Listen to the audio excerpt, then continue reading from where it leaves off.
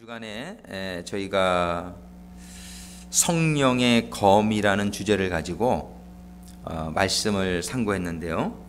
성령의 검은 성령님은 아니에요. 성령의 검은 곧 하나님의 말씀이라 이렇게 말씀하세요.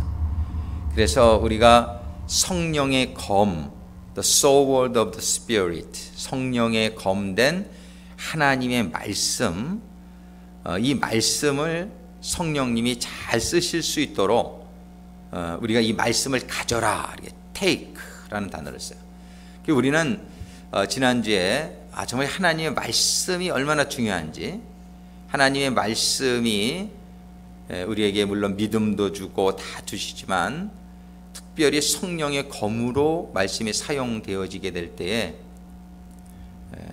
우리는 영적 전투에서 비로소 적들을 물리칠 수 있다, 이런 말씀을 우리가 상고해 봤어요. 우리는 지금 이 세상이 얼마나 치열한 그런 영적 전투가 벌어지고 있는지 우리들이 좀 더 깨달을 수 있게 되기를 소망합니다. 얼마 전에 수년 전에 목회자 세미나 한국에 갔다가 연세중앙교회에서 The Day, 그 날이라고 하는 뮤지컬을 그 교회에서 막 몇십 명의 그 대학생들이 그를 준비해 가지고 몇 년째 상영하는 뮤지컬이 있어요. The Day인데 그날 그 뮤지컬은 이제 성경에서 예언하고 있는 마지막 시대에 있을 대환난, 그 대환난 때에 일어나는 일들을 이렇게 뮤지컬로 만든 겁니다. 근데 거기에 보면은 이 크리스찬들이 성경에 예언되어 있는 그대로 그 말씀을 뮤지컬화 했는데 정말 우리가 상상을 할 수 없는 그런 핍박과 고난 가운데에 정말이지 수많은 사람들이 배교하는 일이 생기며 그 죽음 앞에, 죽음의 위협과 그런 고난 앞에 신앙을 포기하는 수많은 사람들의 성경에 예언되어 있는 바처럼 그런 일들 가운데 끝까지 믿음을 지키는 또한 성도들의 모습을 이렇게 그리고 있어요. 그 날이 언제 구체적으로 오게 될지는 우린 권부견님 요거 목소리가 조금 울리는 것 같은데 잘 우리가 알 수는 없지만 시대적인 여러 가지 사인들을 보게 될 때에 우리가 굉장히 가까워 있다는 것을 기도하시는 많은 목사님들이 얘기를 하시고, 이번에 김광재 목사님도 그런 말씀을 하시는데 마지막 날 저희들하고 얘기를 하는데 이분도 한 10년 정도를 얘기하더라고요. 그런 대환란의 시기가 그렇게 가까웠다라고 자기는 생각이 된다라고 얘기를 해요. 근데 이런 얘기는 참 이렇게 많은 큰 목사님들로부터 우리가 듣고 있죠. 이 영적 그런 우리가 너무나 안일함 가운데에 살고 있다는 것을 이렇게 한번 생각하게 돼요. 성경은 항상 너희는 항상 그 마지막 때를 준비하면서 그런 마음가짐을 가지고 살라고 말씀하고 계시고, 성경이 여러 가지 이제 종합적으로 보게 될 때 지금은 정말 말세 중에 말세다. 그래서 말세 지말이라고 우리가 부르고 있죠. 우리가 그 환난이 나 죽은 다음에 왔으면 좋겠다, 뭐 이런 생각을 저도 많이 해봤어요. 그래서 환난을 좀 들어가지 않았으면 좋겠다 하는 생각을 가지고 있는데, 근데 환난은 사실은 우리에게 큰 축복이 될 거예요. 왜냐하면 지금은 내가 지옥 가는지도 모르고 그냥 살다가 지옥 가는 사람이 너무나 많아요. 근데 대환난이 있을 땐 최소한 지옥 가는 사람들은 자기가 지옥 가는 줄은 알고는 죽어요.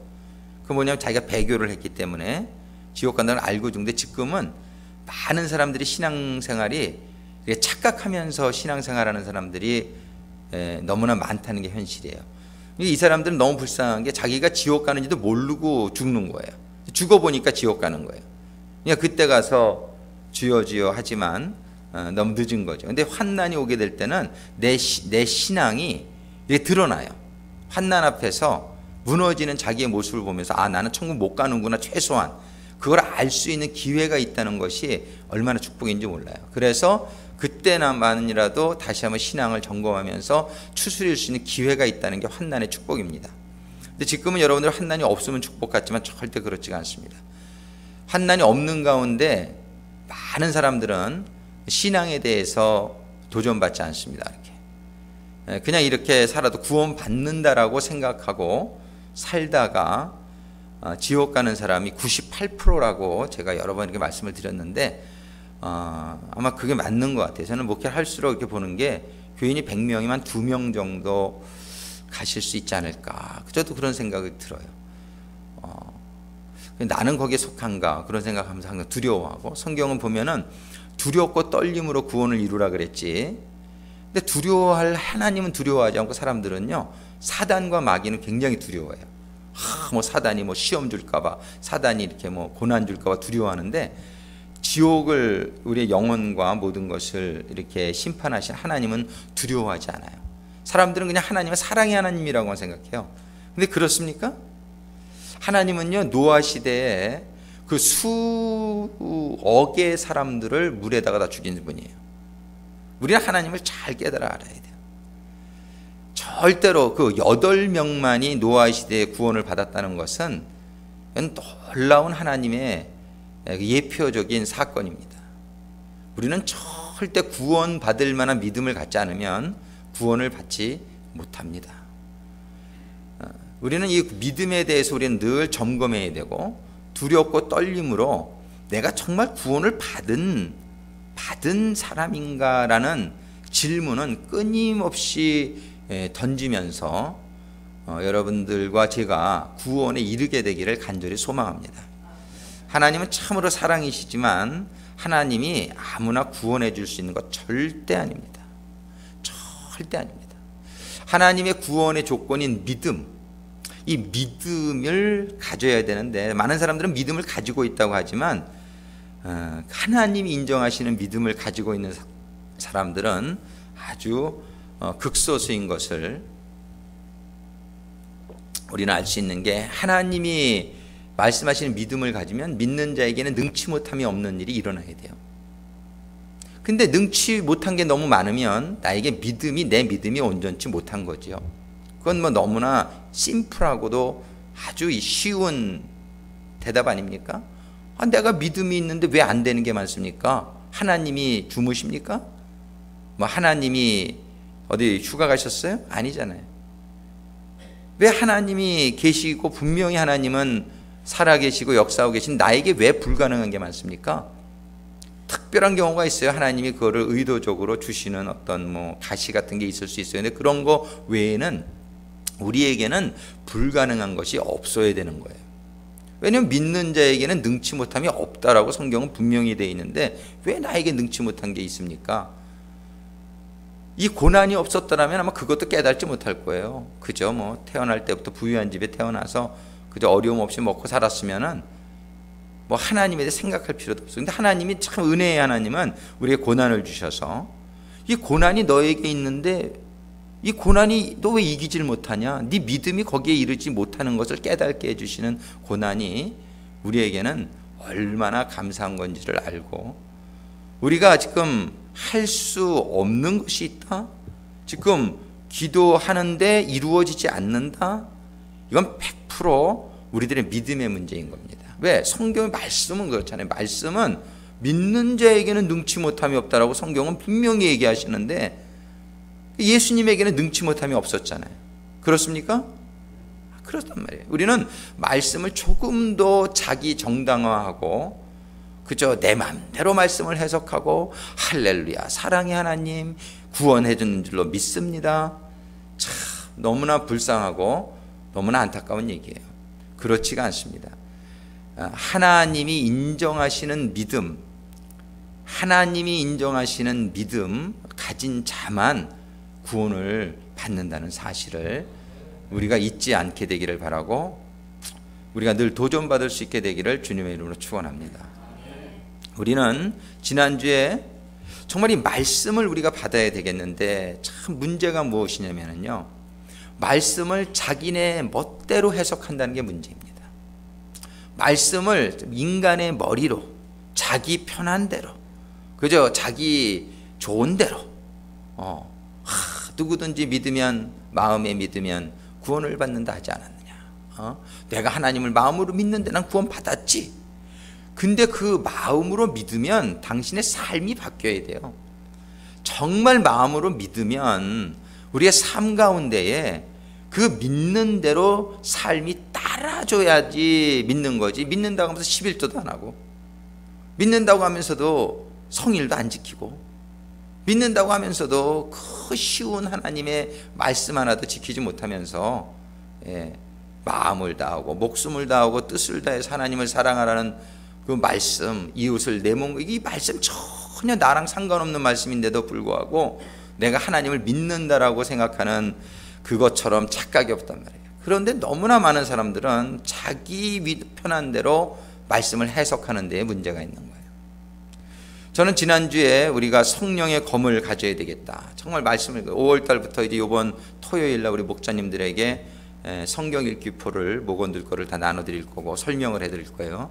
특별히 우리 에스더 권사님이 그거에 대해서 많이 해보셔서 간증과 함께 그런 걸 또 설명을 해주시고 할 텐데, 목자님들, 부목자님들을 통해서 이번 주일날 여러분들의 공동체 식구들한테 이게 다 나누어지고 이제 성경 읽기를 시작하게 될 겁니다. 5월 1일부터. 그런데 우리는 이 말씀을 읽는데 이 말씀을 잘못 읽으면 오히려 이게 독이 되는 것 같아요. 이 말씀을 잘못 읽으면 자기 머리로 그냥 해석하려고 그러고, 말씀을 이렇게 그런 식으로 해석하게 되면은 아주 불치의 병에 걸려버리기가 더 쉬워요. 불치의 병. 아예 교회를 안 다니면 이런 불안감이라도 있는데, 이 교회를 다니면서 말씀을 읽으면서 잘못된 안식과 평안에 들어가게 되면은 그것이 어떻게 보면 더 위험할 수도 있는 것 같아요. 그래서 우리는 지난주에 우리가 성령의 검, 말씀을 받아야 되겠다, 말씀을 읽어야 되겠다, 말씀을 읽을 뿐만 아니라 말씀을 잘 깨달아야 되겠다. 두 번째로 제가 그 말씀을 드렸죠. 말씀을 열심히 읽지만 두 번째 단계는 그 말씀을 우리가 잘 이해해야 된다. 근데 세 번째는 그 이해되어진 말씀이 우리 생활 속에 적용, 실천이 되어져야 된다. 이런 거를 지난주 일 말씀에 나눴어요. 근데 우리가 이 말씀이 읽는 거는 누구나 읽을 수 있어요. 누구나 읽을 수 있는데 우리가 말씀이 잘 이해되어지는 것이 참 어려운 것이에요. 말씀이 잘 이해되어지기 위해서는 오늘 본문의 말씀이 주시는 대로 진리의 성령, 그 진리의 성령이 오시면 그가 너희를 모든 진리 가운데로 인도하시리니. 이게 우리가 말씀을 읽을 때에 그 말씀이 우리에게 진리로 임하고 깨달음으로 임하게 하기 위해서는 성령님의 역사가 필요하시다는 것을 오늘 이번 주간에 우리가 잘 생각하면서, 이번 주간에 말씀의 주제가 뭐냐면 성령님 누구신가 10번째 주제입니다. 인도하시는 성령님. 정말 우리의 모든 걸 인도하시면 그 중에 제일 중요한 것이 우리를 진리로 인도하시는 성령님. 우리가 정말 이 깨달음이 가장 중요하다고 생각을 합니다. 우리가 이렇게 진리를 잘 깨닫게 되면은, 그래서 우리 그 전에 제가 섬기던 교회에 가면은 크게 아주 세 가지 단어, 세 문장이 있었는데, 첫 번째가 뭐냐면 확실히 알고, 두 번째는 뭐냐면 확실히 믿고, 세 번째가 뭐냐면 확실히 행동하자. 제일 중요한 게 깨달음이에요.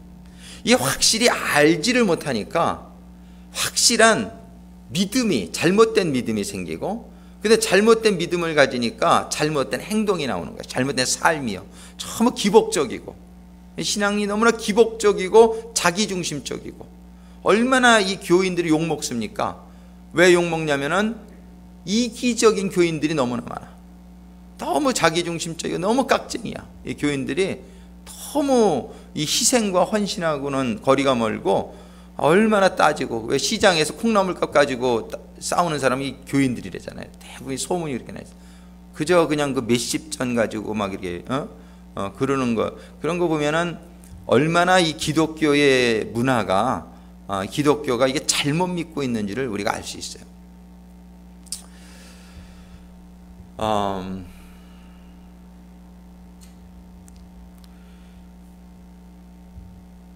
우리가 그 영적으로 정말 우리 크리스찬들이 우리들의 삶을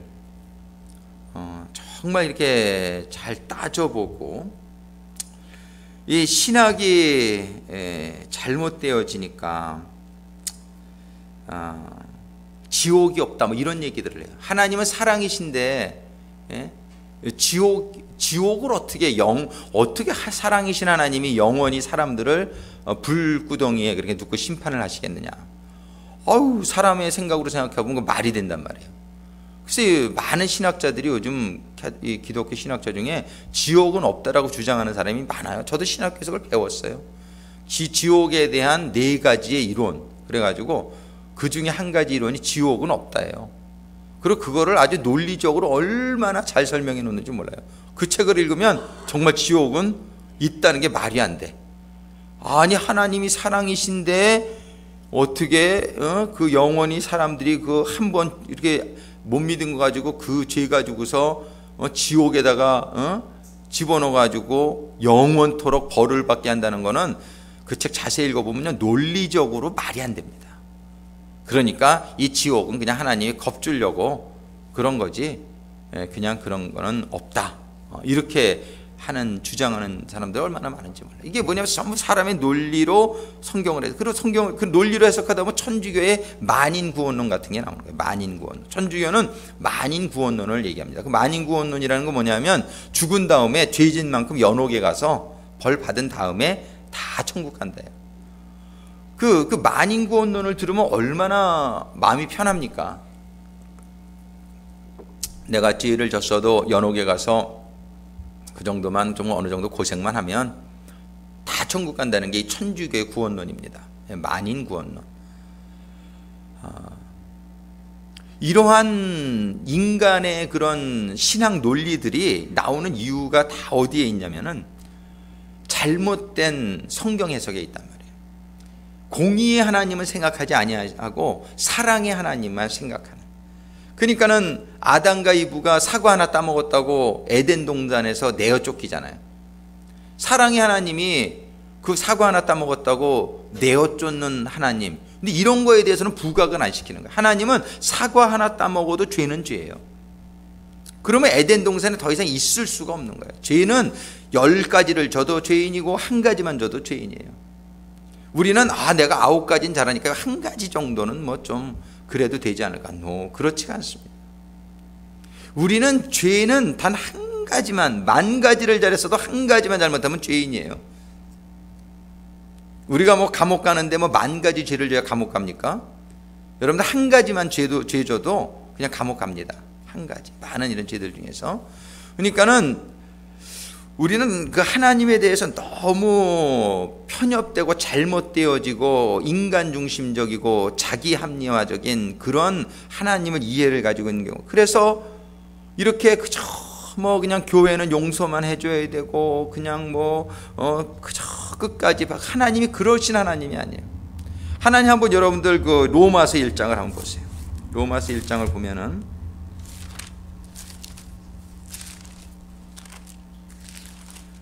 그러니까 이렇게 정말 저도 목회자로서 잘못 가르친 적이 너무나 많지 않은가 그런 생각을 하게 되는데 한번 로마서 1장에 보면은요 24절에 보면 24절, 26절, 28절에 같은 말씀이 3번이 반복돼요.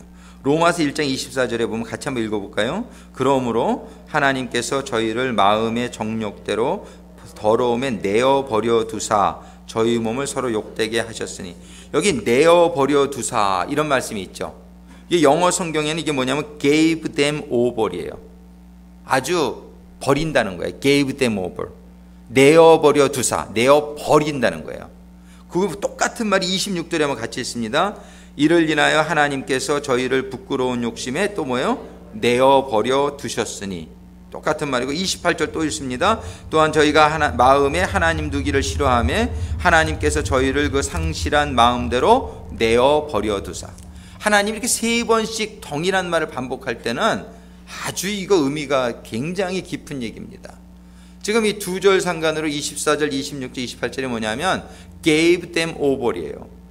근데 이런 설교를 하면 사람들이 시험 듭니다. 왜냐하면 하나님은 언제나 용서하시고 언제나 사랑이시고 이렇게만 배운 사람들은 시험 든단 말이에요.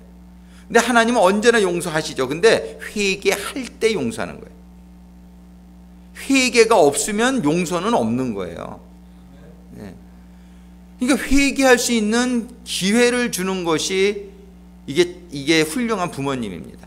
자녀가 잘못했는데 그냥 오냐오냐 둬보세요. 아주 애가 망난이 돼버리죠.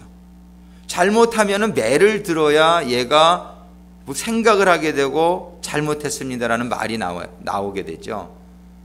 우리는 교육을 얼마나 요즘 잘못시키는지 몰라요. 자녀를 그저 하나 둘밖에 안 낳다 보니까 그냥 귀하게만 키우다 보니까 애들을 야단을 못 쳐요. 야단을 못 치다 보니까 애들이 잘못을 깨닫지 못하고 회개할 기회를 얻지 못해요.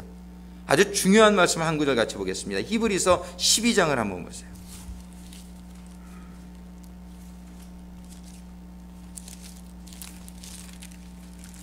히브리서 12장에 보면은 14절 한번 먼저 읽습니다. 12장 14절 같이 보겠습니다. 모든 사람으로 더불어 화평함과 거룩함을 쫓으라. 이것이 없이는 아무도 주를 보지 못하리라. 여기서 보면은 거룩함을 쫓으라. 영어 성경에 보면은 be holy. Without holiness no one will see the Lord. 이 거룩함이 없이는 아무도 주님을 보지 못한다는 거예요. 이 죄를 지면요. 근데 그 밑에 무슨 말씀이 있냐면요. 15절, 16절, 17절 우리 같이 읽습니다. 너희는 돌아보아 하나님 은혜에 이르지 못하는 자가 있는가 두려워하고 또 쓴 뿌리가 나서 괴롭게 하고 많은 사람이 이로 말미암아 더러움을 입을까 두려워하고 음행하는 자와 혹 한 그릇 식물을 위하여 장자의 명분을 판 에서와 같이 망령된 자가 있을까 두려워하라. 너희의 아는 바와 같이 저가 그 후에 축복을 기업으로 받으려고 눈물을 흘리며 구하되 버린 바가 되어 회개할 기회를 얻지 못하였느니라. 나중에는요, 회개할 기회도 얻지 못하는 그런 스테러스에도 들어갈 수 있다는 거예요. 그러니까 우리가 회개할 기회가 아직 있다는 건 너무나 축복인데, 사람들의 마음이 화인 맞은 사람 같이 되면은요, 잘못을 못 깨달아요. 자기의 잘못을 못 깨달으면은 회개를 할 기회를 잃어버려요. 이 에서와 같은 사람이 나중에는 자기가 눈물을 흘리며 회개하려고 그랬는데 그때 기회를 얻지 못했다라고 성경은 얘기해요. 이게 병도 초기에 고쳐야지요. 이게 너무나 심해지면은 손을 쓸 수가 없는 거하고 똑같아요. 우리의 영혼도 손을 쓸 수 없는 상태, 그게 뭐냐면 이제 이런 동성연애나 이런 게 손을 쓸 수 없는 상태까지 가는 상태예요. 그 사람들의 눈빛을 보면 달라요. 아까 영적 전쟁에 대해서 얘기했지만 내일이 아니라 다음 주 화요일에 대법원에서 미국 전역에 동성연애를 합법화하는 공청회가 열립니다. 그래가지고 지금 이 교계에서 막 난리인데 지금 이거를 위해서 기도하자고 그러고 우리도 기도해야 될 텐데,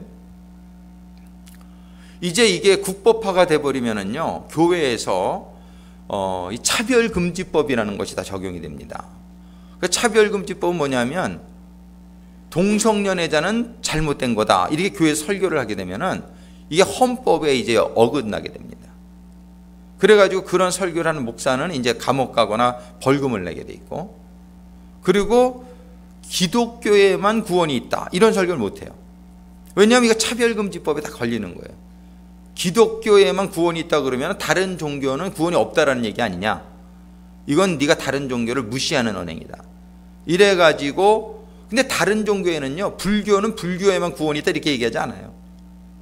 어떤 종교도 자기네에게만 구원이 있다 이렇게 얘기를 하지 않습니다. 근데 기독교만 유독 예수 외에는 구원의 길이 없다라고 우리는 설교를 하고, 그게 우리 복음의 핵심이죠. 예수님 외에는 구원받을 수 없죠. 그런데 이런 것들이 이제 전부 점점 이 법제화돼 가고 있어요.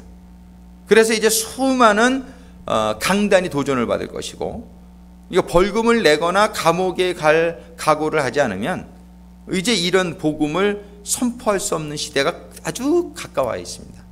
예, 지금 법적으로 이런 것들이 전부, 그러니까 이 영적 지금 이런 전투나 이 대환난의 시기는 아주 코앞에 와요. 이게 지금 1, 2년 이내에 이루어질 일들이에요. 지금 제가 얘기하고 있는 것이. 그러니까는 이제는 목숨 걸지 않으면은 이 신앙생활을 할 수 없는 시대가 곧 옵니다. 근데 이것이 축복의 왜 우리의 믿음이 점검되어지는 시기예요. 그나마 이러한 환난이 오게 될 때에 내가 이거 두려워하고 있네. 내가 이거 이래가지고 죽음이 두려워서 설교를 못한다고 한다면 그 사람은 믿음을 포기하는 사람이죠. 그런 것들을 모르고 설교자들도 자기네들이 참 믿음이 좋다라고 생각하고 있는데, 이런 법이 이제 딱 시행이 이제 되기 시작하면은 바로 드러날 거예요. 이제 가짜와 진짜가 바로 드러납니다.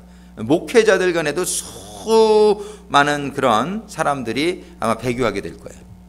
제가 보기엔 그렇습니다.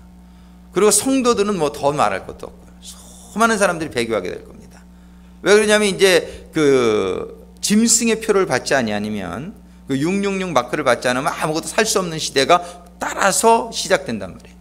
그래 시작되면은 뭐 아파도 뭐 약을 살 수가 있나, 뭐 시장을 못 보니까는요.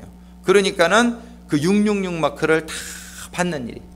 그게 성경에 보면은 그거를 받으면 너희들은 짐승의 표, 짐승에 속한 자가 된다라고 성경은 얘기해 줬기 때문에 이런 것들 많이 설교를 했음에도 불구하고 막상 우리들이 현실에 딱 닥치게 될 때 과연 몇 명이나, 과연 얼마나 많은 사람이 목숨을 걸는, 그건 목숨 거는 일이에요. 이제는 뭐 살 수가 없어요. 그래서 성경에 뭐냐면 산으로 도망가라 이렇게 얘기한다고. 성경에는 그런 일이 이제 시작되면 너희들은 산으로 도망가서 그저 거기서 아예 굶어 죽거나 그러면 자살은 아니고 또 이렇게 짐승의 표도 안 받고, 그러니까 그것이 날 거라고 성경은 얘기해 주고 있는 거예요. 이런 시대가 지금 아주 곧 도래한다는 것을 우리가 이런 일어날 일들을 보면은 다 지금 예측이 가능한 거예요. 뭐 다 준비되어 있어요.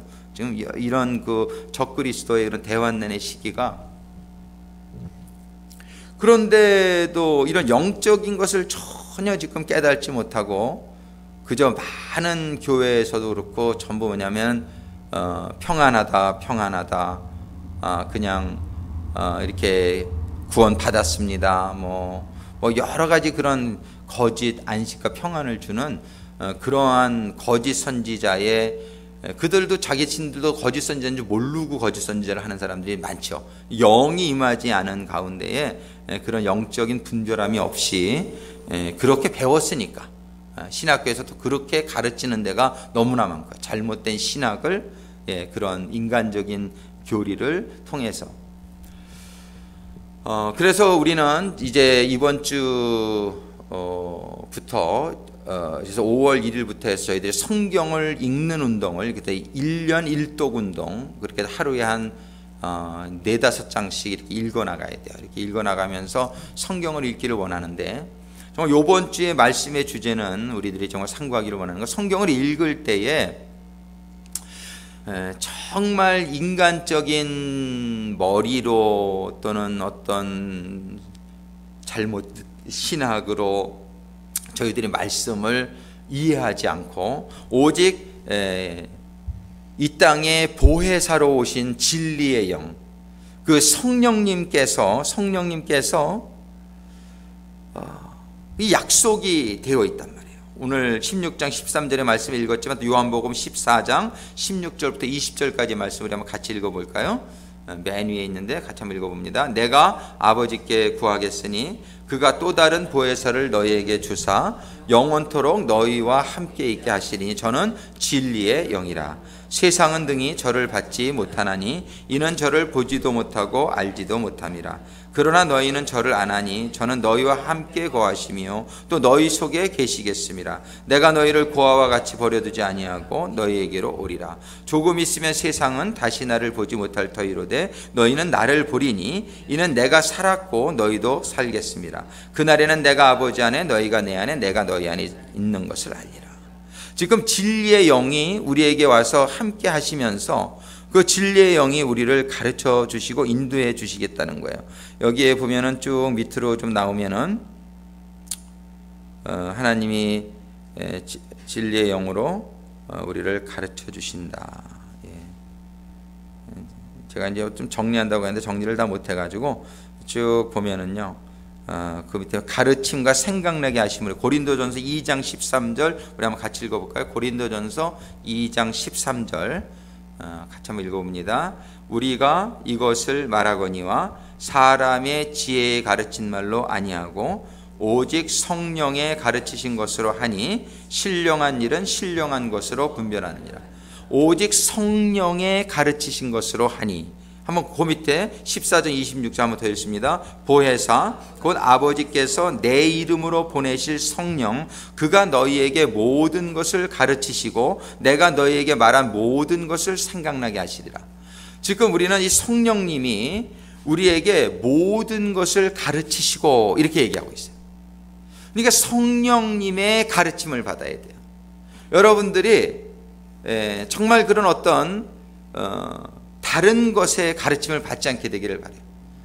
그러니까 이 성령님의 가르침이 최고예요. 성령님은 계시고, 그러면 성령님의 도우심을 어떻게 받느냐, 성령님의 인도하심을, 이게 참 문제라고요.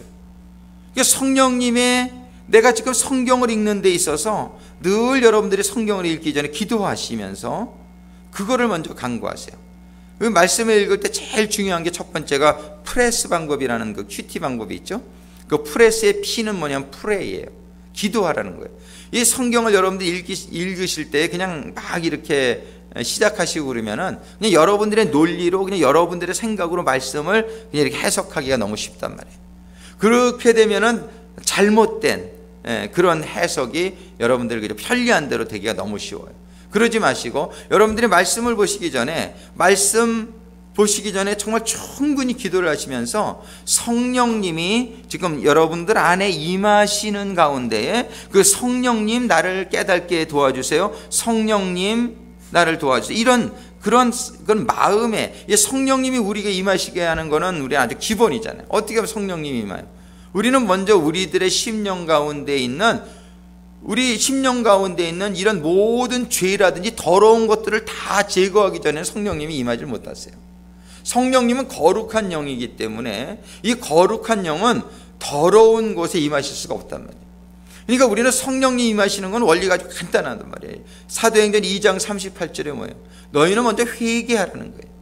이 회개를 하고 죄사함을 받으면, 그러면은 하나님의 선물로 성령을 우리들에게 주시겠다는 거예요. 그러니까 우리들은 늘 회개 기도하는데, 특별히 이 양심이 화인받은 분들은, 영적으로 잠자는 분들은 회개를 못해요. 뭐 잘못한 게 없는 것 같은 거예요. 이 죄가 깨달아지질 않는 거예요. 그러니까 맨날 눈물 흘리고 회개하는 사람들 보고 오히려 판단하고 정죄하죠. 뭐 이렇게 맨날 찔찔짜, 뭐 저렇게 회개할 게 많아서, 아유 죄 짓는 게 없으십니까? 정말 우리가 이렇게 살면서 죄 짓는 게 깨달아지지 않는 게 참 안타까운 일이에요. 우리는 하나님 말씀대로 지금도 그냥 하나님 말씀대로 사랑하지 않고, 하나님 말씀대로 감사하지 않고, 하나님 말씀대로 이렇게 정말 하나님 온전히 이렇게 살아가지 못하는 그런 삶 가운데서 우리가 이 죄를 깨닫지 못하는 거예요. 이게 너무나 안타까운 일이죠. 그래서 우리는 기도할 때 먼저 죄가 안 깨달아지면 죄를 깨닫게 해달라고 기도해야 돼요. 성령님이 나를 조명해 주셔서 저의 모습을 좀 볼 수 있도록, 저의 믿음 없는 모습을 볼 수 있게 해주세요. 저의 죄인된 모습을 볼 수 있게 해주세요. 오늘도 제가 정말 하나님 말씀대로 온전히 거룩하지 못하고, 사랑하지 못하고, 감사하지 못하고, 온전히 정말 내가 하나님의 말씀대로 거룩하게 살지 못한 모습을 보일 수 있도록, 깨달을 수 있도록 도와주세요. 이게 기도의 시작이 돼요. 성령님이 그런 진실된 기도를 들어주신단 말이에요. 그 우리의 현주소를 보게 해주실 때에 너무 새카만 죄인, 너무 정말 거룩하지 못한 모습들을 우리가 보게 되면서 그것에 대해 진심으로 우리가 겸손해지면서 회개하는 심령이 되는 거예요. 눈물이 나오는 거죠. 내가 눈물이 안 나온다? 이게 참 문제 있는 겁니다. 정말이지 여러분들이 이거를 심각하게 말씀을 받아들이시고, 여러분들이 늘 정말 이제 애통하는 자가 복이 있다. 우리의 잘못을 깨닫고 애통할 수 있는 그런 심령까지 임하기를 여러분들 기도하시고, 그런 가운데 성령님이 조명해 주시고, 그런 가운데 회개가 이루어지면 하나님은 100번이고 용서를 해주시죠. 정말 하나님은 1000번이고 10,000번이고 우리가 회개하면은 하나님 기다리셨다는 듯이 맨발로 뛰어나와서 우리를 받아주신단 말이에요. 근데 문제는 우리가 돌아오지 않는 게 문제예요.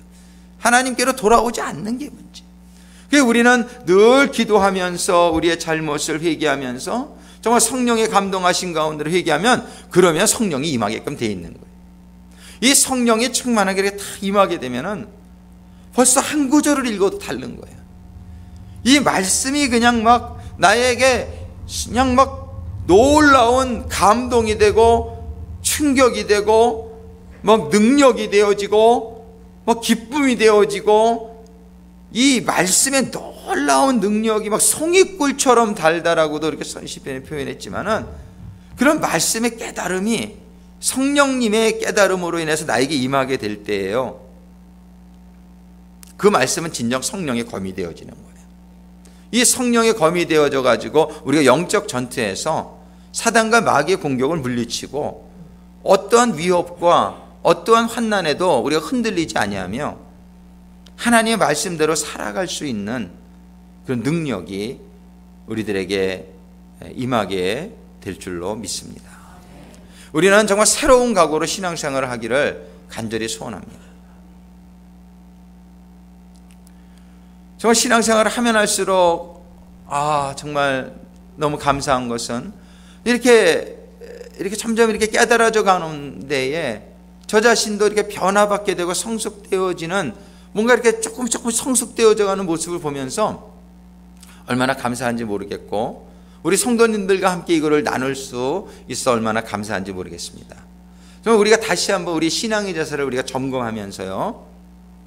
정말 우리의 신앙의 이 자세가 어떠한 다른 것에도 기준을 두지 마시고 성령님이 보시는 나, 하나님이 보시는 나, 그것을 내가 아주 진실되게 겸손하게 우리가 깨닫는 가운데에 정말 이제 5월 1일부터 이렇게 시작하지만 지금부터 기도로 우리들이 같이 준비하면서 정말 하나님의 말씀이 성령님의 깨닫게 하심으로 성령님의 인도하심으로 우리에게 생명이 되어지고 진리가 되어져서 우리 요한복음에 보면은 너희가 진리를 알지니 진리가 너희를 자유케 하리라. 그죠?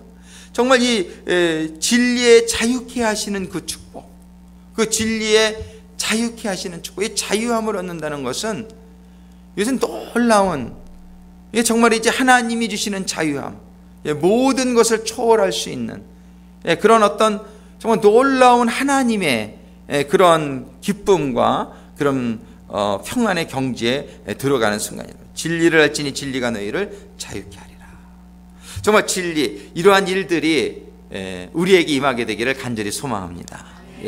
이러한 일들은 정말 이제 너무나 중요한 거예요. 이 진리가 깨달아지고 우리들에게 참 믿음이 생겨지고 이러면서 우리는 참 구원의 삶이 우리들에게 임하게 되고, 참 구원의 삶이라는 것은요 에덴 동산으로 회복되어지는 삶이에요.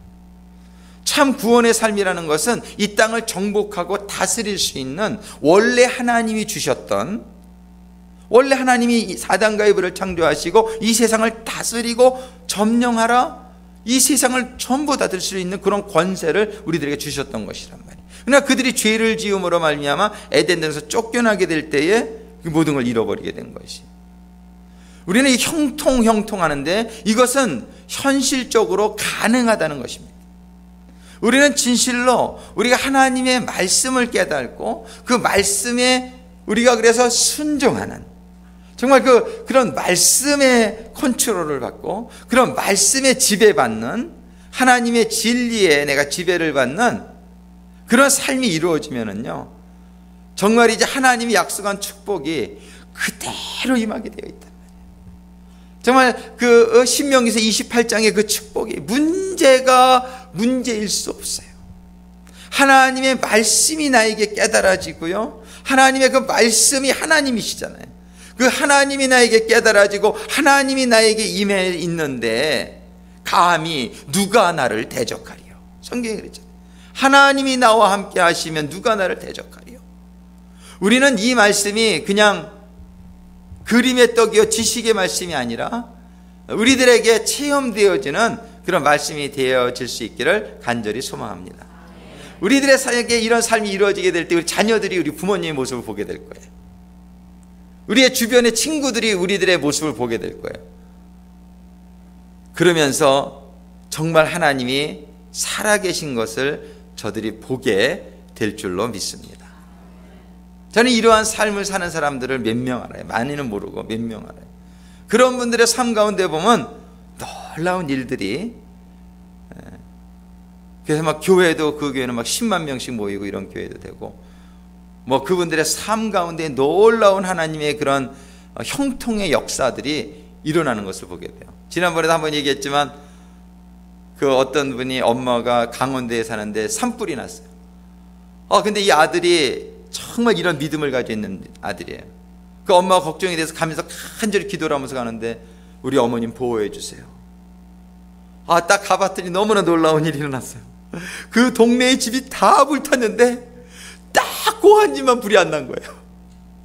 그러고선 더 놀라운 게 그 바로 앞에 전봇대가 하나 있었는데 이 전봇대가 이렇게 넘어졌는데 넘어지게 되면 바로 그 집 앞으로 넘어지는 방향이었대요. 근데 어떻게 집을 싹 빗기고 싹 넘어졌어. 그래가지고 막 텔레비전 방송국에서 와서 인터뷰하고 그런 게 나왔더라고요. 그런 일들이 일어나는 거예요. 하나님이 나라에 임하시면은요, 할렐루야, 진짜 축복이에요. 이게 진짜 축복. 이런 기복적인 신앙이 아니라요, 정말 하나님이 나에게 임하니까 nobody touch, 아무도 건드릴 수 없는, 이게 사단마귀가 머리카락 하나 건드릴 수 없는 그런 삶은 진짜로 가능하다는 거예요. 나에게 하나님이 계시는데, 여러분들 환난을 걱정하지 마세요. 여러분들 그 하늘에 속한 사람이라는 책을 읽으면은 민형제라는 분이 그 감옥에서 고문을 받다 두 다리가 부러져요. 근데 고통을 하나 못 느껴. 고통을 하나님이 함께 하시니까는요, 겉으로 보면 너무나 아팠어야지요. 두 다리가 다 부러뜨렸는데 맞아가지고. 근데 하나님은 그거 안 아프게 만들어 주시는 거예요. 여러분들 환난이 두려운 것은 여러분들이 아직 하나님의 능력을 믿지 못할 땐 그 두려운 거예요.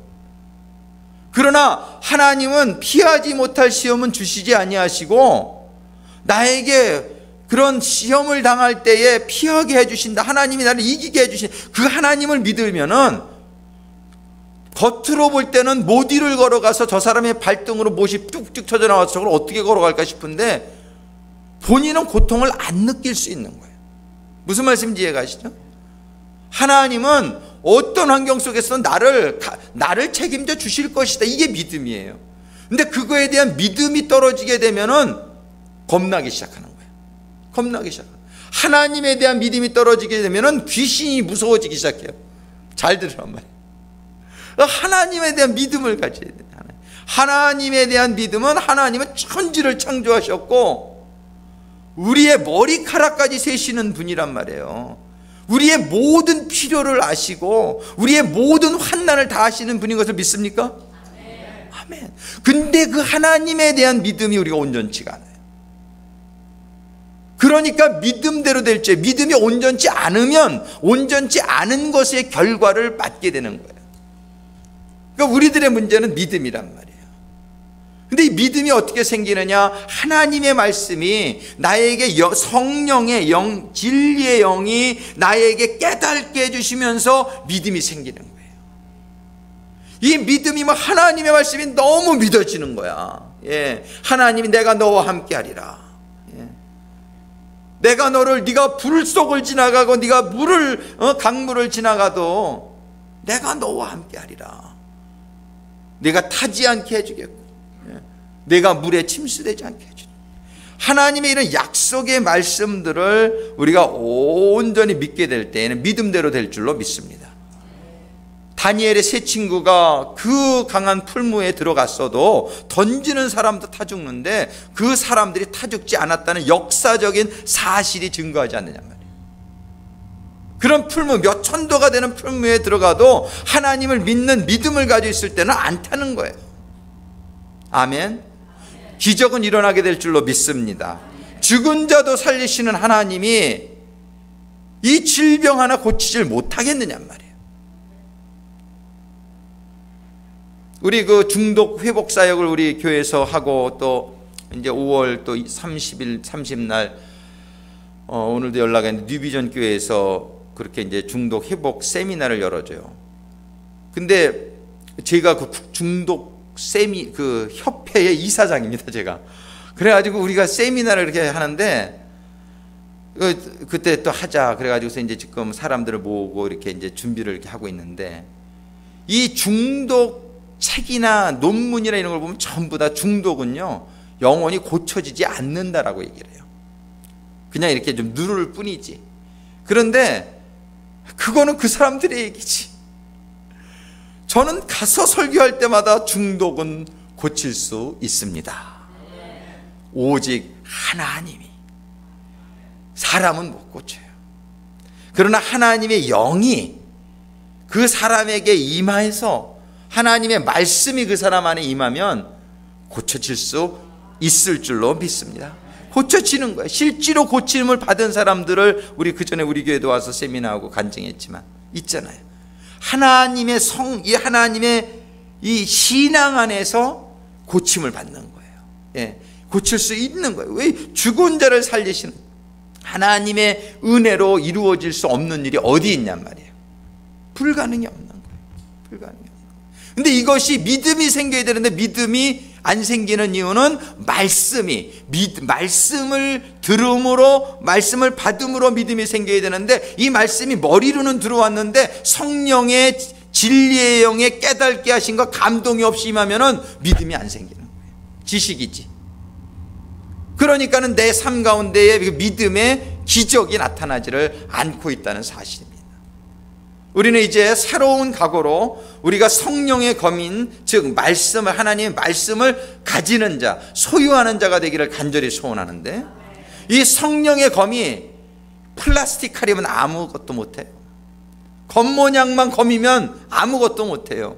이 성령의 검이 정말 마귀 대적을 물리치고 우리의 삶의 문제들을 해결하며 그런 기적을 일으키는 말씀이 되려면은 성령의 진리의 영에 깨닫게 하심이, 진리의 영에 감동하심이 우리들에게 임할 때에만 이게 진짜 믿어지는 역사가 일어나게 될 줄로 믿습니다.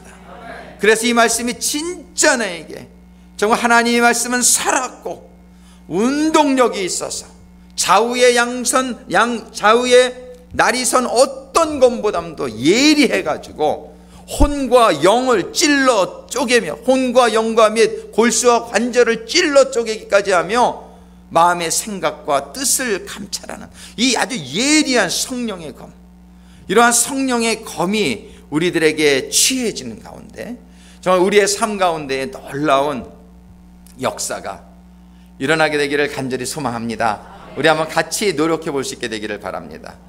정말 이제 우리는 하나님의 말씀을 온전히 깨닫는 가운데에 하나님의 말씀 위에 서는 교회, 하나님의 말씀 위에 서는 신앙생활, 정말 우리가 온전히 영분별의 영을 가지고 맞는 것은 맞는 것이고 틀린 것은 틀린 것이고, 맞는 것 잘하는 건 상을 주고 잘못한 거에 대해서는 벌을 줄 수 있는, 우리들 자신에게도 너무나 관대하지 말고 나에게 철저하게 나 자신을 성령의 빛에 비추어 보아서 하나님의 말씀에 맞는 것은 하나님에게 축복을 바라시고, 하나님의 말씀에 비추어 볼 때 잘못된 것에 대해서는 두려워 떨 수 있는, 그래서 회개하는 가운데에 우리의 삶을 교정할 수 있는 그런 가운데 날마다 우리의 삶이 더욱더 거룩해지는 가운데, 거룩하지 않으면 주를 보지 못한다.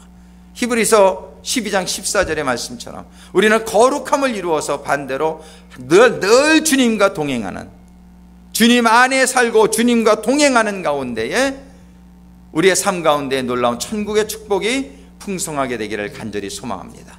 이 시간에 오늘 주신 말씀을 기억하면서 정말 오늘 요한복음 16장 13절의 말씀이 주시는 바와 같이 진리의 성령이 오시면 그가 너희를 모든 진리 가운데로 인도하시리니 그는 자의로 말하지 않고 오직 듣는 것을 말하며 장래일을 너희에게 알리시리라. 그가 너희를 모든 진리 가운데로 인도하시리니. 우리는 이 시간에 같이 정말 통성으로 하나님께 잠깐 동안 한 2, 3분 동안 기도하면서 정말 우리가 이제 말씀을 읽을 때에 정말 진리의 성령님이시여 함께 하셔서 우리를 모든 진리를 깨닫는 가운데로 인도하여 주시옵소서. 우리 이 시간 같이 함께 간구하며 기도하겠습니다.